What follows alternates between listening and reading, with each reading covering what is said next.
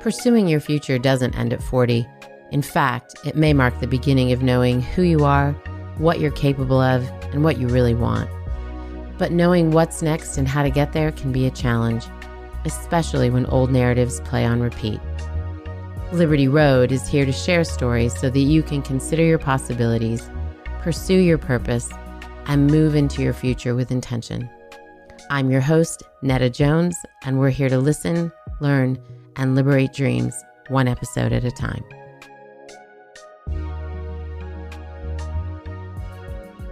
Well, hello, Liberty listeners. Welcome to another episode of Liberty Road. Today, you guys, you get to hear from another Liberty Road dreamer, visionary, somebody who I've brought on the team that I am so excited for you guys to get to know. Her name is Stacey Lindsay. For those of you who have played around on Goop's website or on Maria Shriver's website, you've heard her name. And we're excited to include her on our masthead here at Liberty Road. Stacey, welcome to the show. Thank you, Netta. I am so stoked to be here with you. Thank you.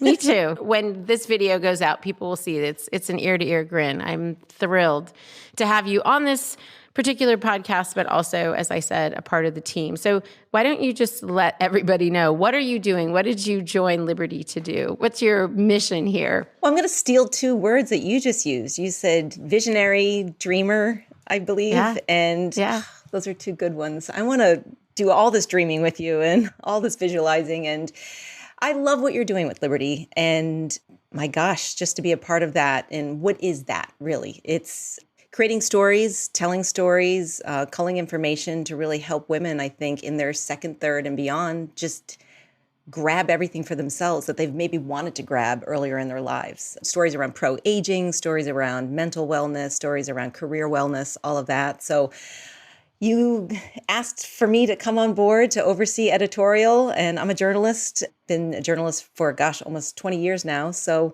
going to be overseeing Editorial with you and hopefully really, reaching hearts and minds with this amazing platform that you've started. Yeah. I am so excited. Me too. And I'll give the audience just a little background because it's kind of fun. And Trish, who's on our team, asked me yesterday, how do you know Stacey?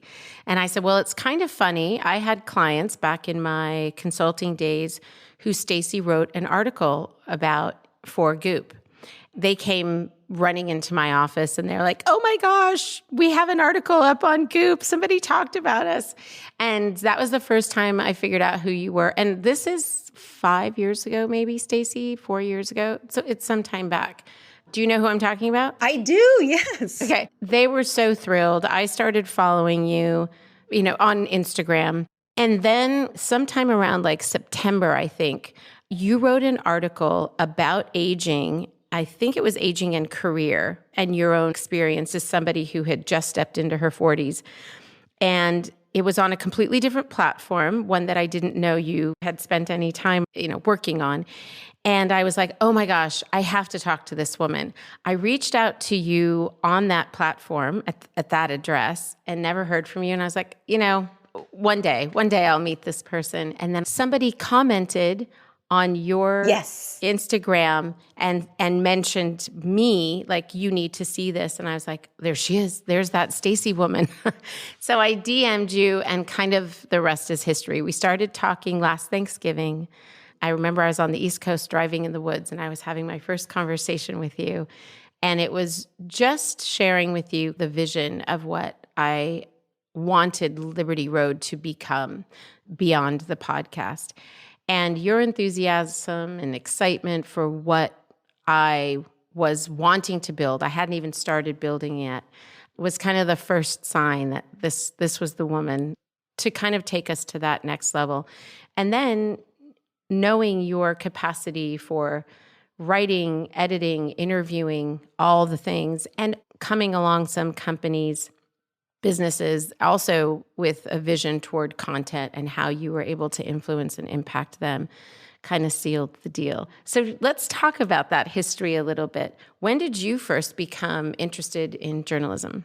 I have to just go back to, I'm still pinching myself that we're having this conversation. And it's telling because I feel this general evolution and revolution, like two things unfolding for women. And we're sort of unlearning all these things, one of which is to be quiet or to not have pride or to not kind of, ruffle any feathers or whatnot. And we're just coming out of our shells now and really speaking up, speaking out, going after our dreams. And then on top of that, we're reaching out to other women and we're all really lifting each other up.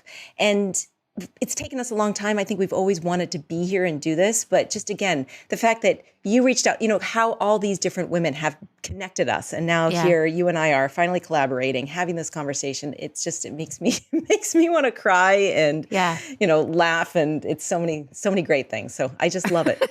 All the things. I will say you just said evolution and revolution. Yeah. I feel like it's those two things combined, really. Yeah. I heard something the other day, and it was something like evolution comes from the top, revolution comes from the bottom.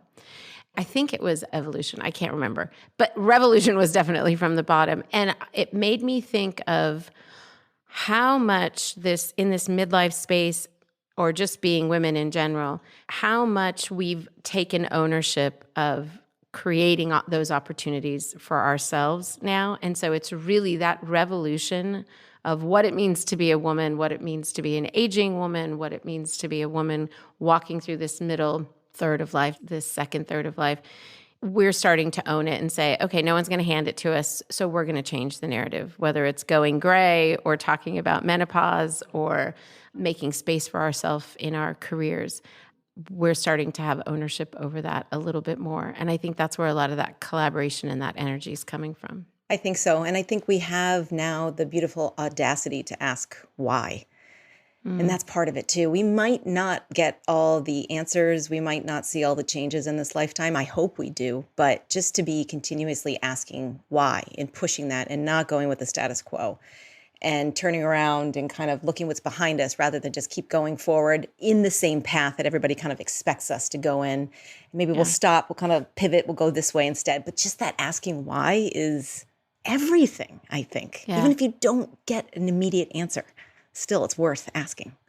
I love it. I love talking about this. Says the journalist, asking why. So go back to that. Give us a little bit of your history in journalism and where that passion came from. Did you study it in school? I want to know. I want the details. I did. And I had inspiration kind of filtering in my life really at an early age. Inspiration that other people had too. But Diane Sawyer was it. She still is. But she was it for me. I remember, gosh, I don't know, so young, before I was 10 years old. I mean, probably 6 or 7, watching TV, seeing Diane Sawyer. And I remember asking my mom, what is she doing? What is her job? Why is she doing that? And sort of starting to understand what it means to quote unquote report or to tell a story, to gather facts.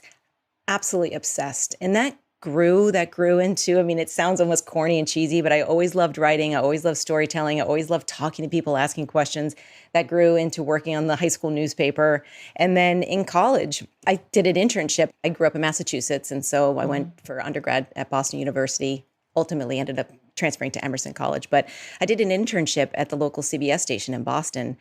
And I got to shadow Sharon Alfonsi. And she now is on 60 Minutes. She's one of the absolute most incredible journalists ever out there, and shadowing people like her, shadowing people like Bob LaBelle, who was a local sportscaster.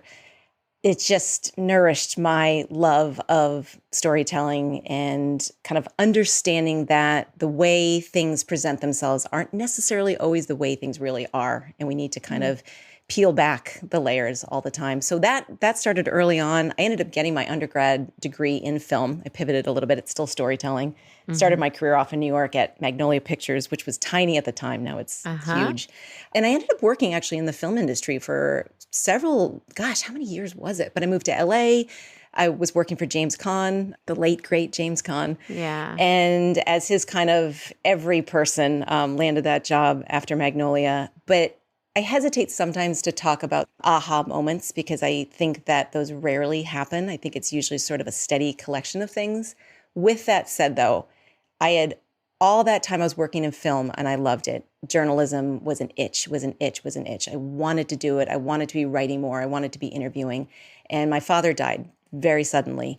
And so when I was in the hospital with him, he was in a coma the week prior to his death, I knew that was the time. I said, I can't keep, I wasn't wasting time, but I was holding back on what I really wanted to do. So I made the decision. I wanted to go back to school, went back to graduate school, studied journalism, and got my master's in journalism. And I've really just been pounding the pavement ever since, I think. Scrappy is my middle name. So I've kind of covered the spectrum in terms of I've worked in news. I've been a news anchor, news reporter out in the field. I've worked for magazines, for newspapers.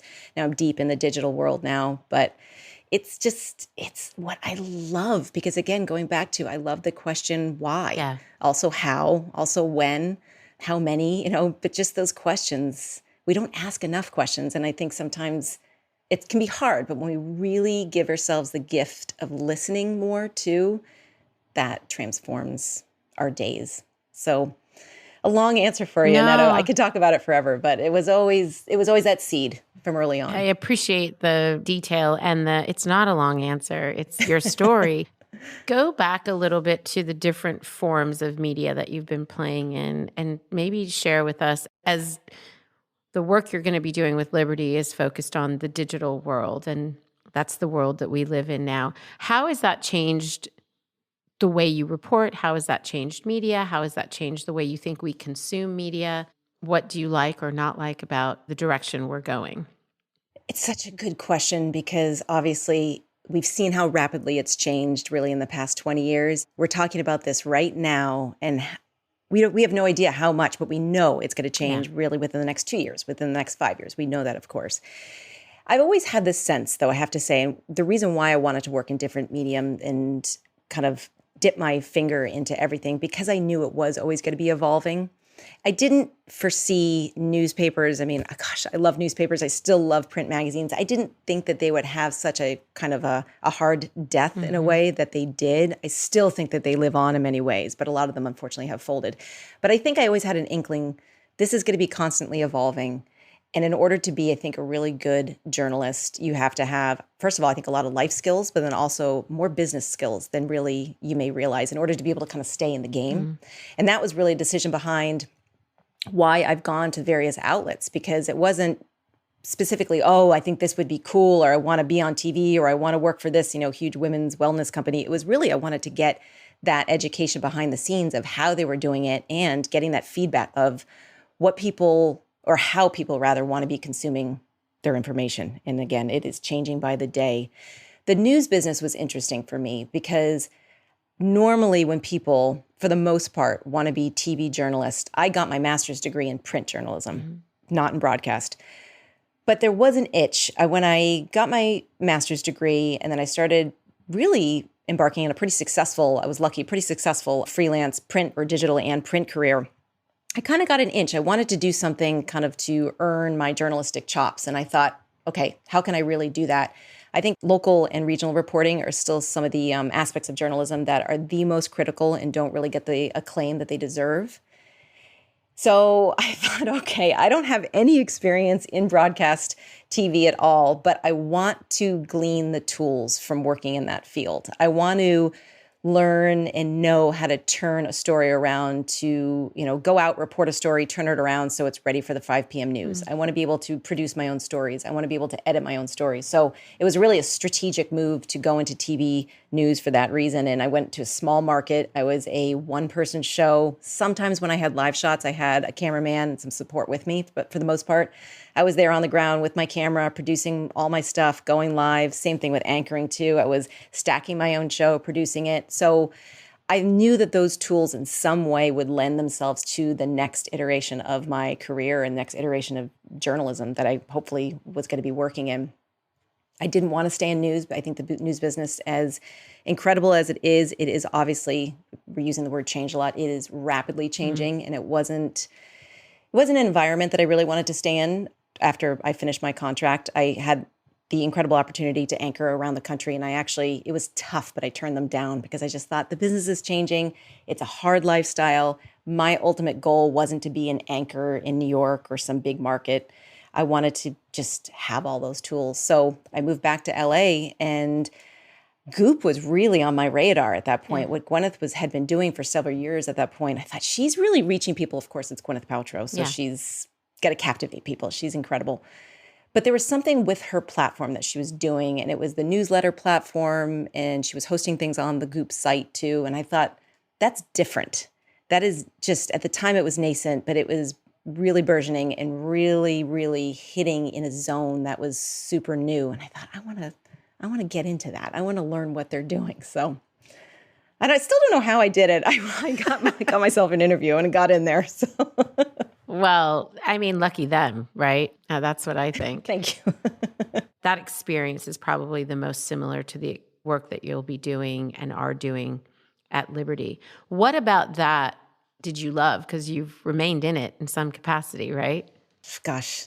Do you know how sometimes you hear about these companies and they just attract these diamonds? I mean, it was the women that I got to collaborate with and work with, many of whom are still my actually best friends. So that was a huge part of it. The fact that it was so new and groundbreaking, the questions again that Gwyneth was asking, and that she was really giving us the permission, I should say, to ask ourselves and our stories. I mean, I loved that. But then the other end of it too, when you get that feedback from people that they really wanted, you know, some sort of maybe a story on sexual wellness that nobody else was really covering. A story on how to amicably break up with somebody. No one was really covering that. And I'm not saying that other outlets weren't doing enough. I just think that goes back to this conversation we're having. We haven't really fully been giving ourselves permission to ask these maybe unladylike and super bold questions, and we finally are. And she was a pioneer in that. So I was there at the table kind of shepherding that along and finding the audacity to ask my own questions that I wanted to talk about and stories I wanted to cover. So that's what I loved. It was just, don't hold back. Just go freaking do it. Yeah. And that's what we should all be doing. And the same thing with Liberty Road and what you're doing too. I'm grateful to say there is some really amazing pro-aging content out there. There's some really amazing pioneering stories around women growing, women getting older, whatever it is, going in the lanes that they really ultimately want to be going in. But we're still really afraid, I think. There's still a lot of fear. There's still a lot of what ifs. There's still a lot of how do I? And I know that I don't have the answers. None of us do. So I think that's the next step of this, is the new frontier, at least for me and for what you're doing, is just talking about, okay, what do we do in this, as you coined, the second, third? You know, what do we do in this middle ground to set ourselves up to have an incredibly beautiful, long, happy life, joyful life, and then also to pave the way for the generations behind us, 100%. So let's start asking some of those really tough questions again. And you're doing it. Yeah, our friend Wendy Euler likes to talk about that. How are we reaching back? Both she and I have daughters, and we've talked a lot about that. Like, how are we creating something that's better for them? And I will say for our sons too, because they will be working in concert with women, whether it's in a relationship, whether it's at work, whether it's negotiating the future as they take over as leaders. It's for their sake as well.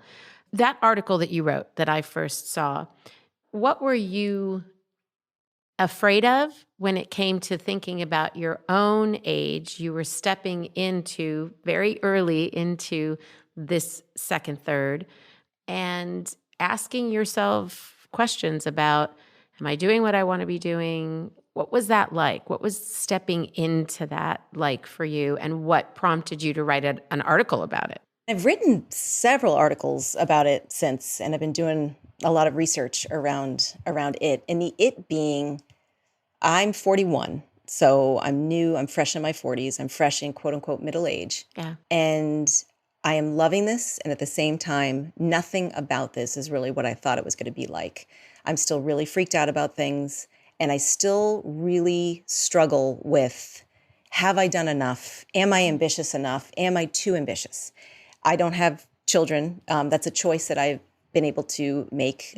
But still, it's a question that lives in my mind. And I know that I'm in a cohort of many other people who are child-free, childless and child-free, because sometimes we choose, sometimes we're not able to choose. Sure. What is that conversation? Did I do the right thing? Did people around me do the right thing? What is the right thing? So it's excitement coupled with genuine fear that I'm letting fuel more excitement, I think. But I want to dig into that more. And it's just finally coming to a realization, wow, things are different in terms of our looks change, our bodies are changing, you know, our wants are changing, our desires are changing, all of that. So how do we really nourish that and not feel like that change means we're less than or we're lacking, but that change is really cool and exciting. Just we need to take really good care of ourselves. So it's a constellation, right? It's so many things. And when I mentioned, being in my early 40s now and loving it, but at the same time really thinking nothing is what I thought it was going to be, there's this old narrative that's been going on,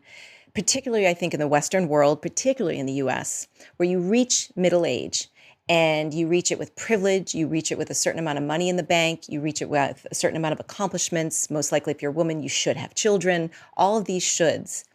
And then you're afforded this ability to kind of step back and maybe find some malaise or find some apathy, or maybe you're bored. This story really, really sticks to men primarily. But it also, I think, sticks at large to just people.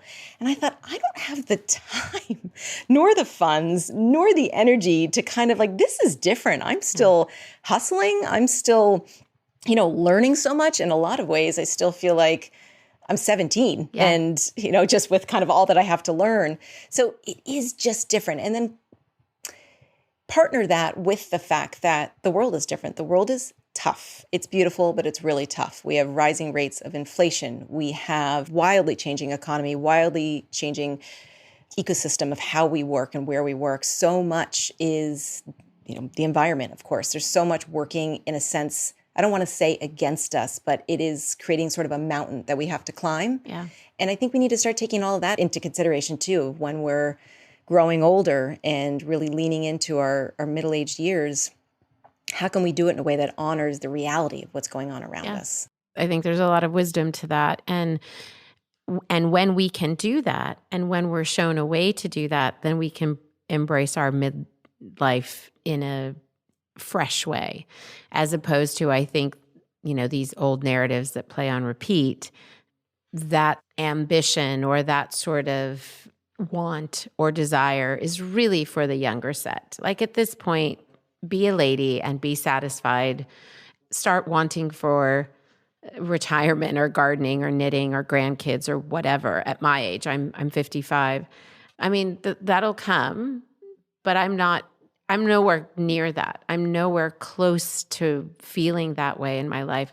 And I will also say, and I don't know how many women feel this, but I'll just speak for myself. I don't feel like I've fully realized my capacity in my work life, in what I want to bring to pass.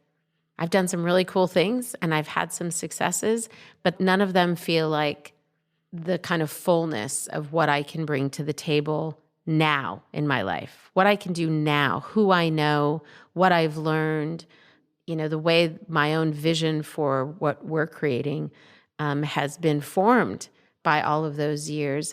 It feels brand new and exciting.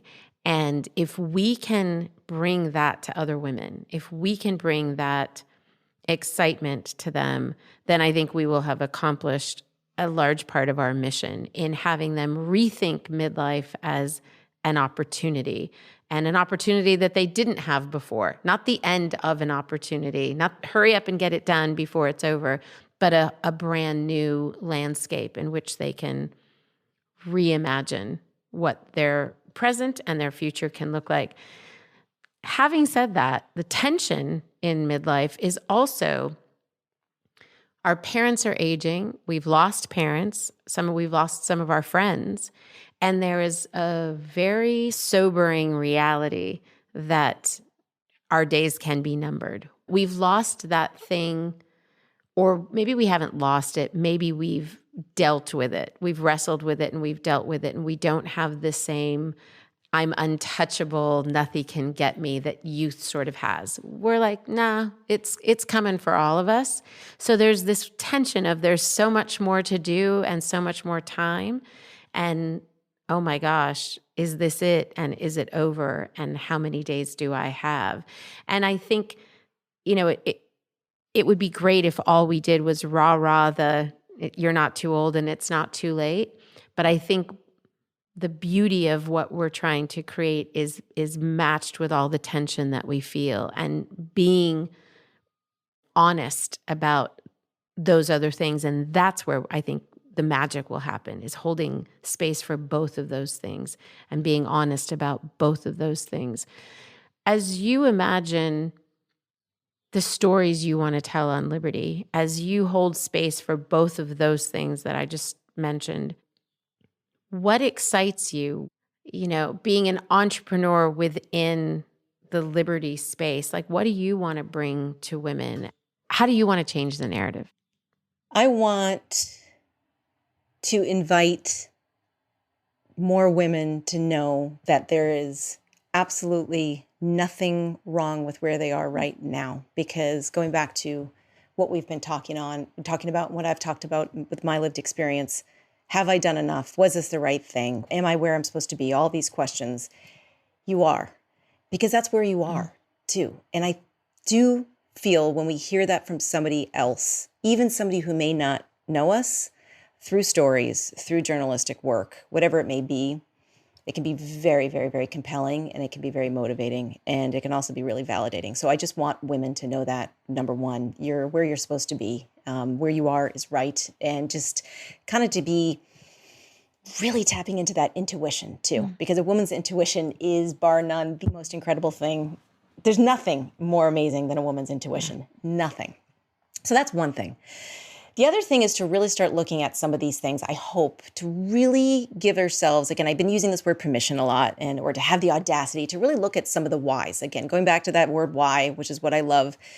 We can say these things. We can have the listicles. They can be so helpful and motivating. Here are 5 reasons why midlife is so great. I love it. I want to hear it all the time.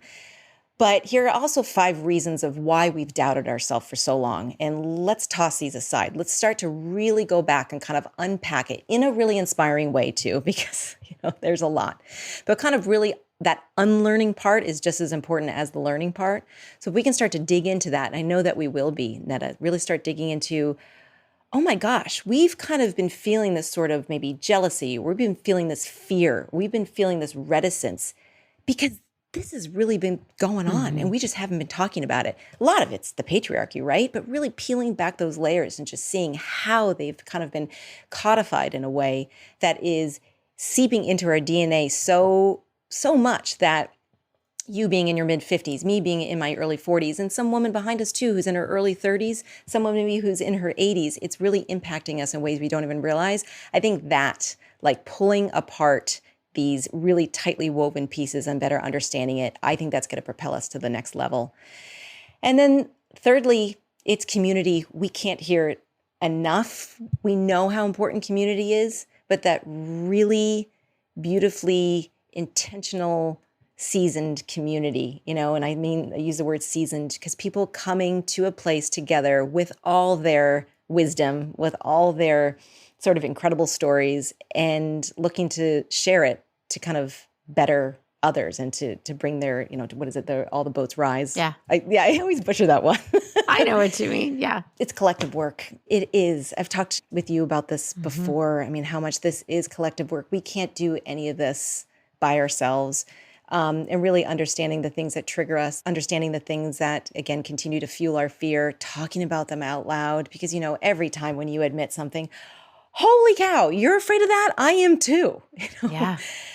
There's like a sense of relief. You can kind of see everybody's body language just change and everybody starts to kind of loosen up and be more open. So I'm hoping to really build this community and to, just spark conversations between incredible women and, see where it goes too, because it's the great unknown. Yes. And we need to go there together too, holding each other's hands. So there's a lot.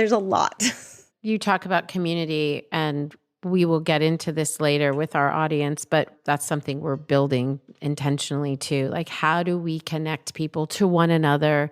How do we connect them to the stories that you and I will be telling on the podcast and on the website?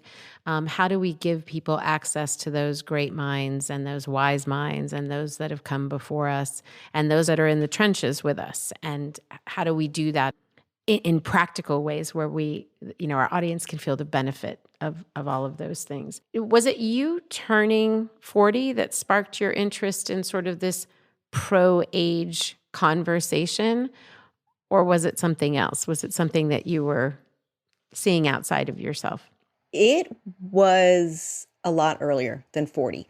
40 is a fascinating number to me. I describe it as being a beacon and a mountain at the same time, because 40 is always this beacon of hope, I think, for a lot of us. You turn 40 and you get an upgrade, you find this clarity, you find your voice, you don't care what people think, all these things. And I do feel a lot of that is true. At the same time, I'm 40. Yeah. It's a weird one. And I don't get it. What is it about that number? 50 obviously is a big one, 60 is a big one, 30 is a big one, all these decade numbers, but there's something about 40 that I just don't really, I can't grasp it. And I'm really started to unpack that more in my research. And when I call it a mountain, because then it's like, oh, I gotta climb this. I gotta stay relevant after, I'm 40 now. I gotta do this better. I gotta work harder, all of that. But interestingly, Netta, this really started probably a decade before. Wow. Particularly when in my early 30s for me. So that was the time I was 32 and I moved to the Midwest. I took an anchor and reporting job. So I was suddenly in a very public facing journalism role. I was on TV every night. I was anchoring the news. And that in and of itself kind of made me sort of super aware of the currency of kind of your looks and why that matters. I wish it didn't, but it does. That's another conversation I hope that we really move forward with Liberty Road, is just what is it with that? But that brought that into the field. And at the same time, interestingly, I grew up outside of Boston, and I have lived in New York, Boston, LA, went to grad school in Boulder, kind of lived in very progressive cities. Moving to the Midwest was sort of a culture shock for me. An incredible place, unbelievable people, and also a different pace of living, a different perspective on things, particularly when it came to women who were unmarried and didn't have kids. Again, 32 years old. By all accounts, I think that is freaking young. Yeah. And I felt super, super, super judged for I was without kids and I was not married, and I was an anomaly there. And it started actually really sparking this conversation in me. Should I be having kids? Am I behind? Am I doing this job way too late? Should I have started working in TV news when I was in my early 20s? Like, what path am I on? What trajectory? All this thing. And it has been a mild obsession ever since. And then after that, I moved into the women's wellness space. I started working at Goop, and it became super fascinating there too, because I did a lot of coverage on, of course, women's wellness, but then of course, the spectrum. It was a very wide spectrum of when it came to the readership. You had women who were in their 20s and their 30s, women who were in their 60s, 70s. So kind of having those conversations with a lot of women of various ages. And then career was a big one I was covering too. And just seeing how critical of a piece career was for women. And I get that too. But again, have I done enough, or am I missing out if I pull away from my career to do this, to get married, to have kids, whatever it may be. So it's just this abstract idea of calendarized age in a sense, because age is just an abstract thing. But when we start to put this sort of calendar, number on it, then it becomes a really freaking weird, scary thing. So yeah, it started in my early 30s. Like, what is going on? It's like, what is this? I think that's one of the things, not that you started obsessing about it in your 30s, but the fact that you're in the first 10 years of this stage that we're saying is 40, 50, 60. I'm in the next phase, and then there's another phase ahead of me. I think that's part of what was so interesting to me, is that you were so fascinated with this subject, and put yourself out there in writing about it right as you're turning 40, because that article I read was about you turning 40. And I thought, I don't even think I felt middle-aged until I was in my later 40s. I don't know, maybe I'm really slow, but I was finding myself in situations where I was the oldest person in the room. And I was very steeped in the entrepreneurial space. And so I was going to conferences, or I'd be asked to speak at a conference or be a panelist at the conference. And I could tell when I was walking in that they're like, somebody's mom's here to pick them up, right? I didn't really belong in the space. Or conversely, I had this one situation happen where I was speaking, and after I got off stage, I invited people, if they wanted to come talk to me. And there was, a grouping of people who were waiting to chat, which was less about how amazing my speech was and more about I was the only old woman in the room to them. And I was 47. And they wanted to talk to me about, how did you do it? How did you manage your life and your career? Again, it was just because I represented to them something they hadn't seen in their own mothers. And they were like, oh, we want to know how to navigate this space. We don't understand how to do that. And it was then that I started to become interested in how do we start to tell more stories about women who are starting new things later in life? How do we start to help those that are in their 20s and 30s realize that you don't have to be in a rush? You've got time. You can build on this. There's so much you don't know and you have yet to learn. So it's interesting to me, and it was one of the reasons I love having your mind and your brain involved in this, is that your approach is from the very early part of this stage and how you're viewing it and how you're thinking about it.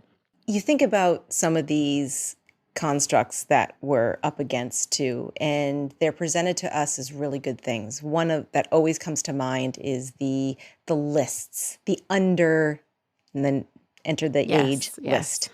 Incredible. I want to read about people who are accomplishing incredible things, but the way they're presented, so the top 30 under 30, for instance, what does that say to somebody? Yeah. It says, of course, this person's doing incredible things, but they're doing incredible things. Can't it be a little more elastic in terms of when, can't the age be left out? Because to me, that says you're not doing enough. You didn't get on a list, before 30 years old, or you didn't, invent this thing that splices, whatever it might be. Yeah. And again, and that goes back to this conversation of, or the point that I was saying about 42, when I thought everything about this is just different than I thought it would be, because I thought I would arrive here and just be able to kind of rest on my laurels and go, oh, okay, I'm here. I can just chill for a bit. And no, part of that is because I don't want to. I want to keep going. I am so grateful that I feel good and I still have a fire in me and I'm not freaking slowing down. But I also, though,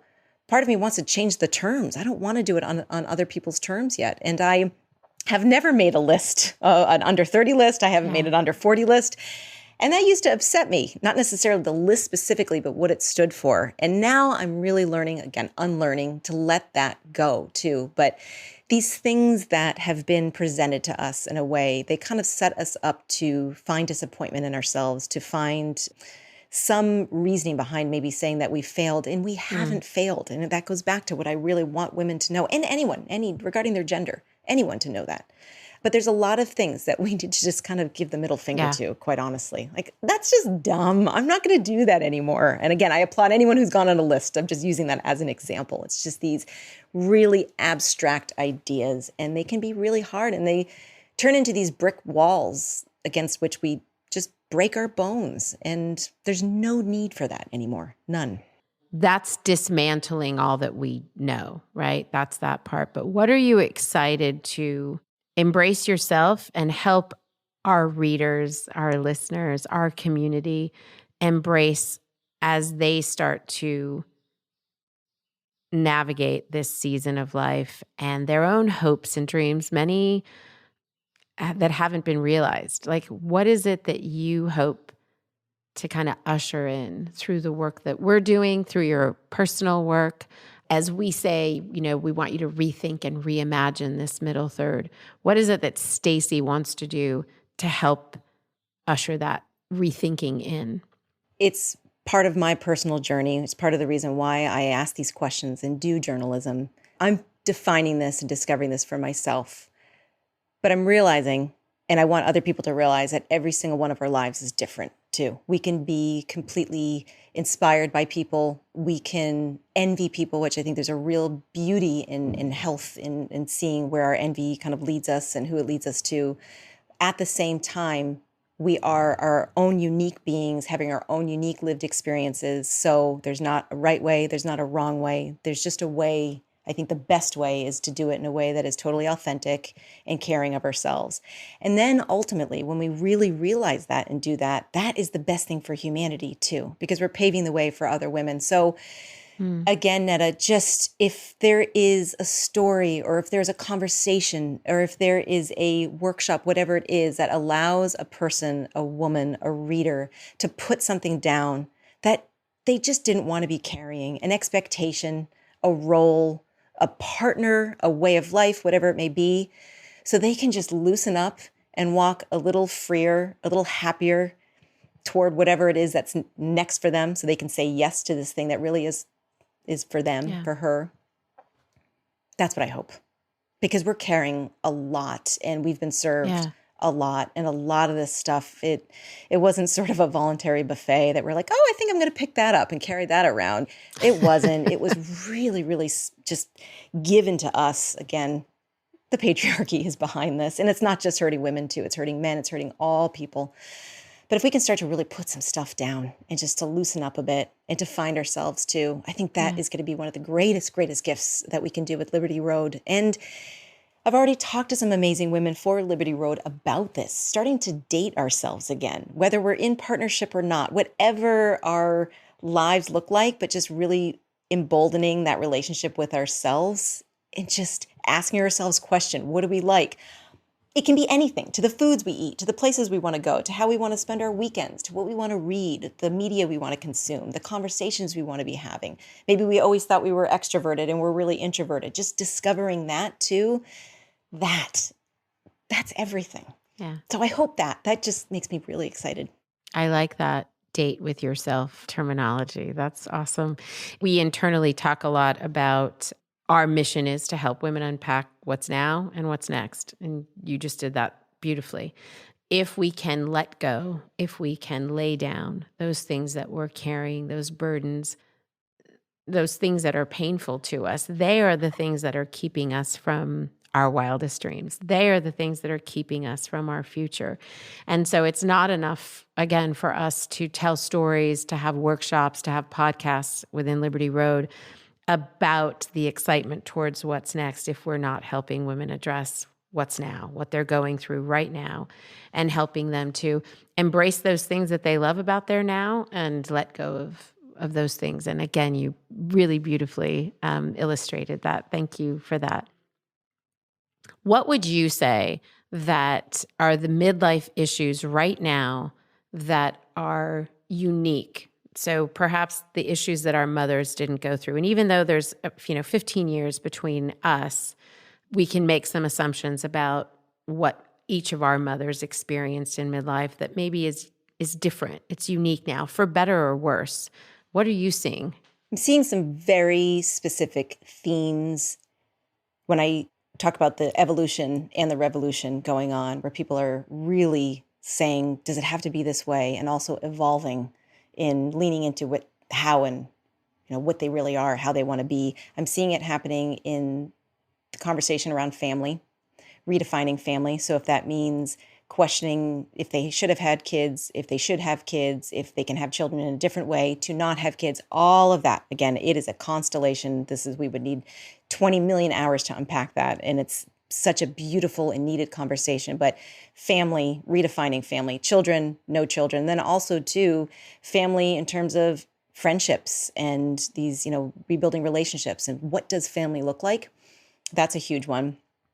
I think also the economy is huge, and we need to be talking about this more. And that's really mired in the fact that so many of us have to be working for probably a lot longer than we expected to. It's tough out there.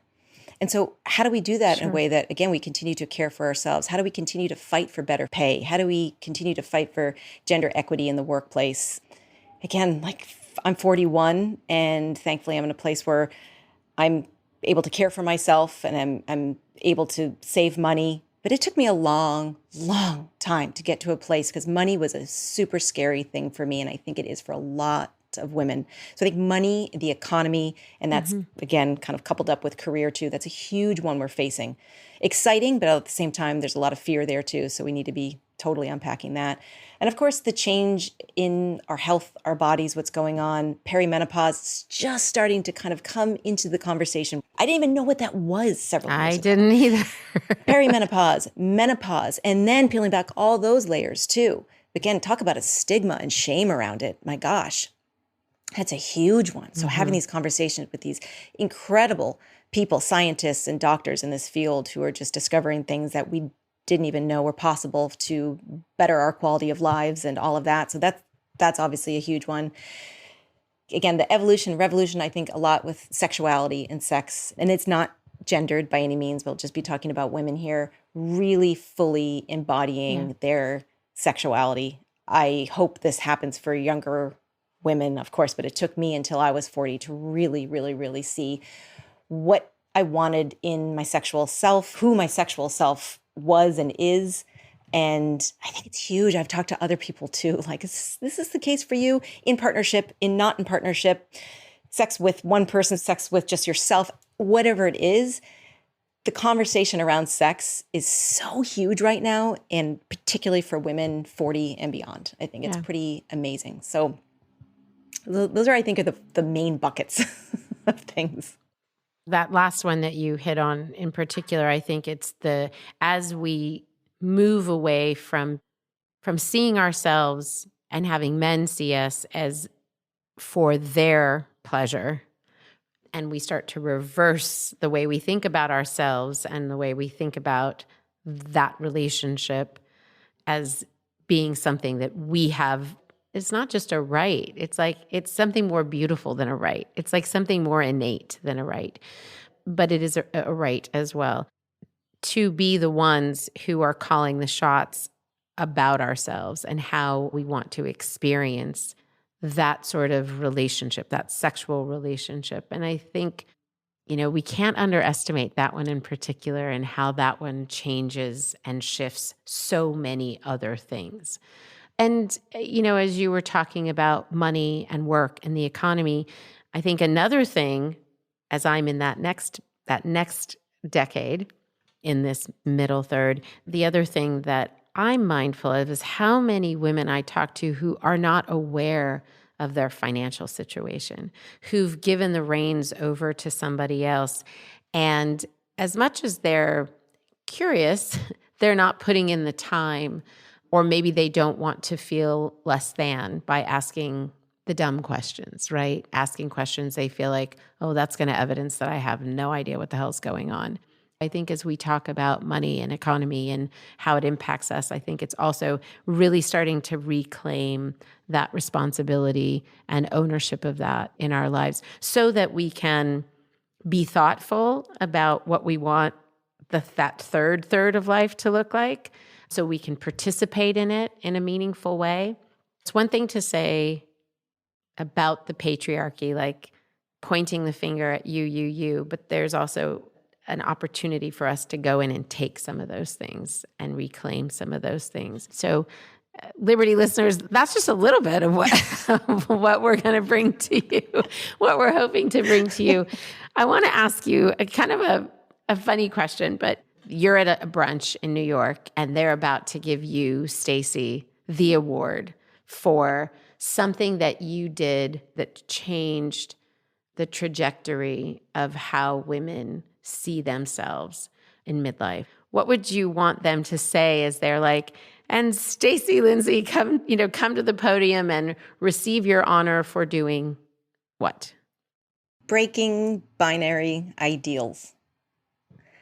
That's a thing that has hurt probably every single one of us. This idea that things are binary. Nothing is, except for a quarter or a dime that you flip. Nothing else is. Yeah. Everything is filled with nuance, filled with stories, filled with emotion, filled with color, filled with yeses and nos and maybes. Everything, every person, every story, every trajectory.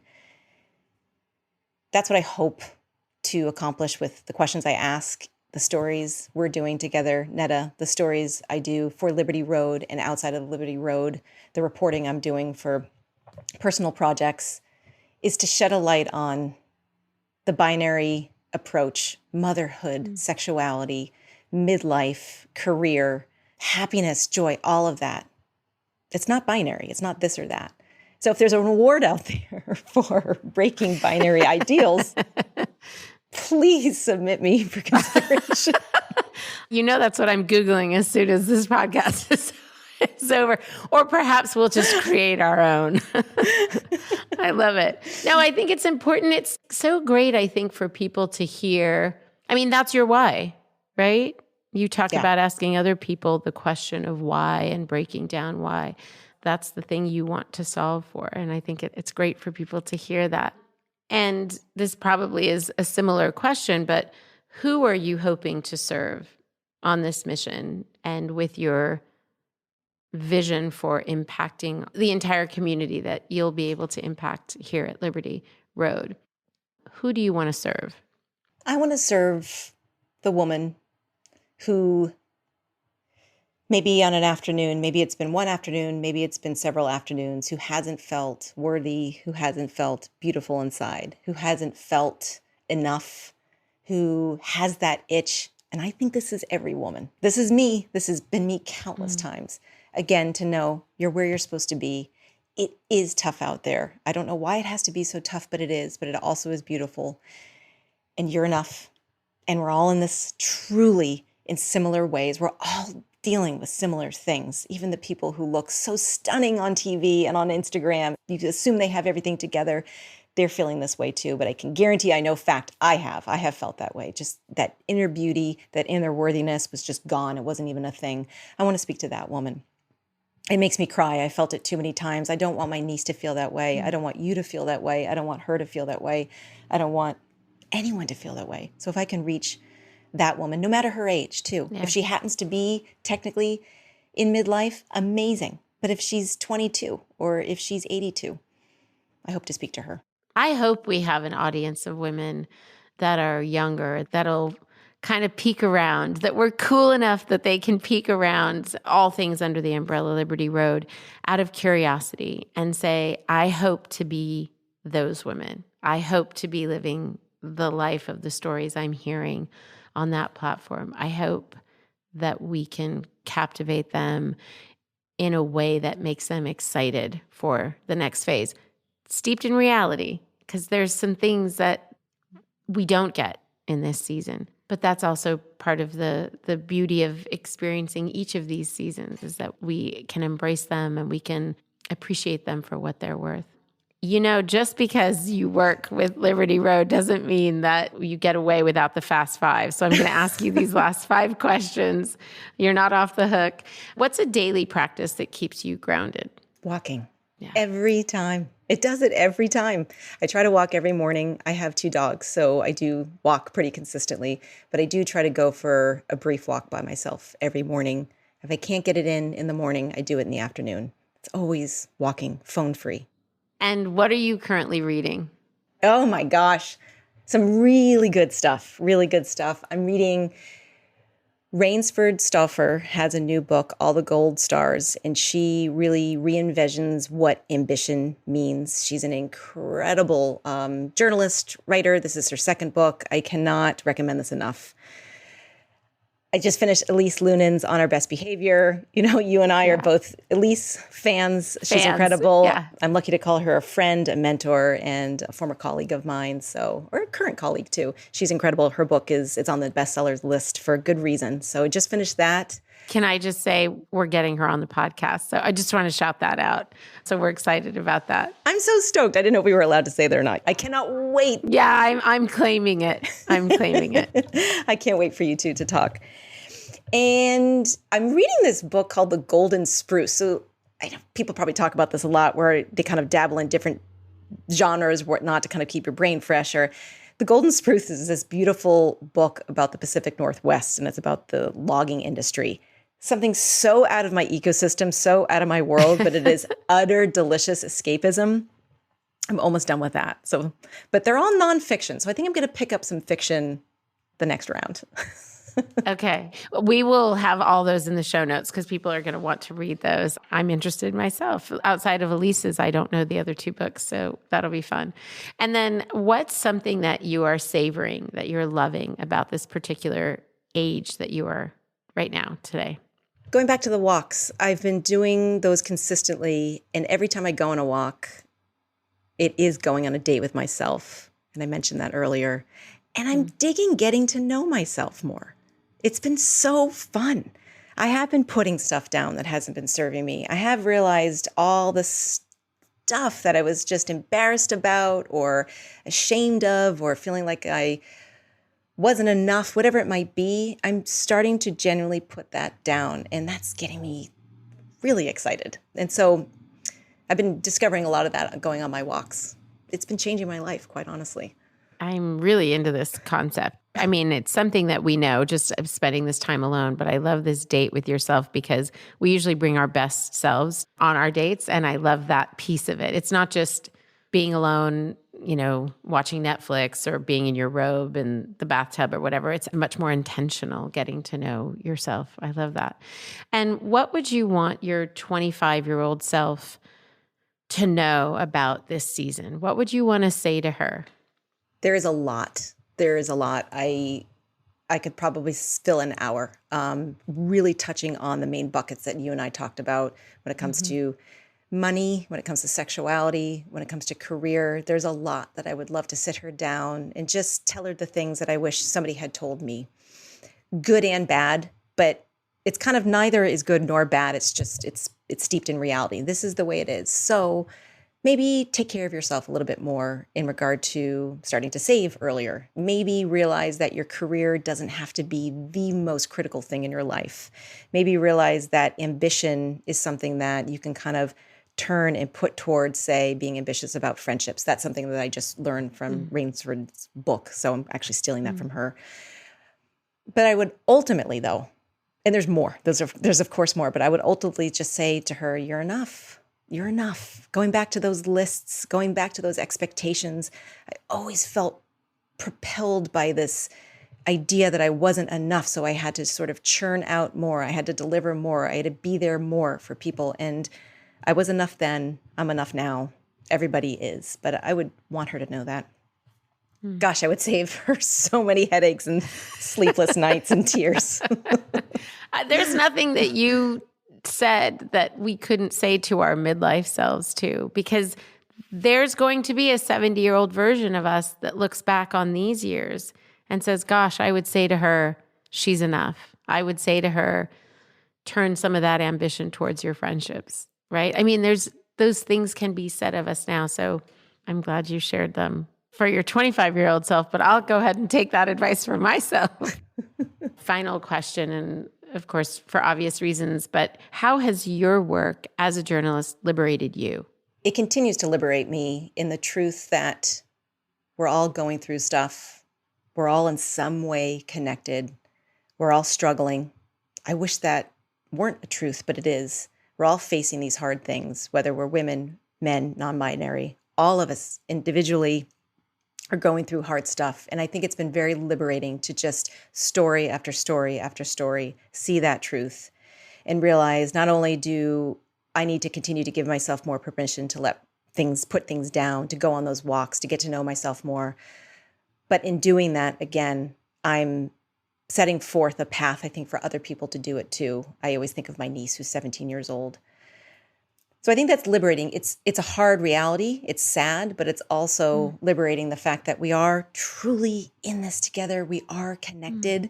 And at the end of it, at the end of the game, you hear those stories about people being on their deathbeds or people unfortunately falling gravely ill. What are the things that you regret? And I think so many times it's not being kinder to yourself, not spending more time with the people that you love. So we're all facing this weird stuff that society has put on us. So it's just freeing to learn that more and more. Like, you don't have to do it. I don't have to do it. Let's just go have more fun. Yeah, let's do that. Let's go have more fun, Stacey. I'm on board. Thank you. Thank you, friend. Thank you, co-visionary, for spending this time with me, with our audience. I so appreciate you. I am so excited for all that you will bring to what is currently Liberty Road and how you will help to transform it to be a place that is a safe space and a community building space based on all the things we just talked about. But thank you for spending this time with us. Thank you, Netta. Absolutely. And Liberty listeners, thank you guys. Thanks for hanging out. I'm so glad you got some time to get to know Stacey. You will be seeing all things that Stacey has helped us to reimagine in terms of content on the website and officially ushering this more than a podcast platform that we are creating for you guys. So thanks for hanging out, and we will talk to you guys next week. Bye for now. Liberty Road is broadcast on all platforms: Apple Podcast, Spotify, Stitcher, Google Podcast, and more. If you like what you've heard, please follow, rate, and review Liberty Road on Apple Podcast and Spotify. It helps us to know if these episodes are inspiring and equipping you to move into your middle third with intention. Liberty Road is created by executive producer Netta Jones, supervising producer Elizabeth Wyndham, producer Julia Wyndham, and music by Jack Jones.